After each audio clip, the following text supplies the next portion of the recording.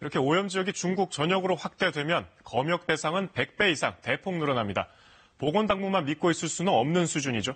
더군다나 오늘 확진 판정을 받은 환자처럼 증상이 나타나지 않아 입국 과정에서 아예 거르지 못한 경우도 속출할 수 있는데 이 때문에 의심 증상이 나타났다면 환자 스스로 신고하는 게 그 어느 때보다 중요합니다. 이효영 기자입니다. 신종 코로나 바이러스 감염증이 최초로 발병한 중국 우한시. 이곳에서 직항편으로 한국에 들어오는 관광객은 하루 평균 200명 수준이었습니다. 직항 항공기 폐쇄 전까지 국내에 입국한 우한 지역 관광객은 수천 명에 이를 것으로 추정됩니다. 하지만 검역 대상 오염 지역이 중국 전체로 확대되면서 약 3만 2천 명이 검역 대상이 됩니다. 검역 대상자가 크게 늘어나는 겁니다. 중국 전역으로 확대를 해서 전체 입국자에 대한 검역을 실시를 하는데요. 중국에서 출발한 예약 정보가, 항공 예약 정보가 있으면 그 명단을 저희가 의료기관에 통보하는 데는 포함이 될 겁니다. 때문에 증상이 나타날 경우 자기 신고가 절실히 필요합니다.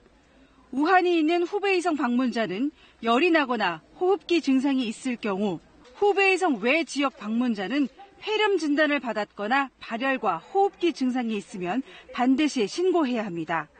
방역 전문가들은 중국을 다녀온 사람들의 시민 정신이 무엇보다 중요하다고 강조합니다. 세 번째 환자처럼 무증상일 경우 공항이나 항만 방역망을 통과할 수 있기 때문입니다. 따라서 중국 방문자는 증상이 없더라도 발열, 기침 등 증상이 있는지 잘 살펴야 합니다. 스스로 외출을 자제해 접촉자를 만들지 말고 병원에 가기 전에 반드시 질병관리본부 콜센터 1339로 신고해야 합니다.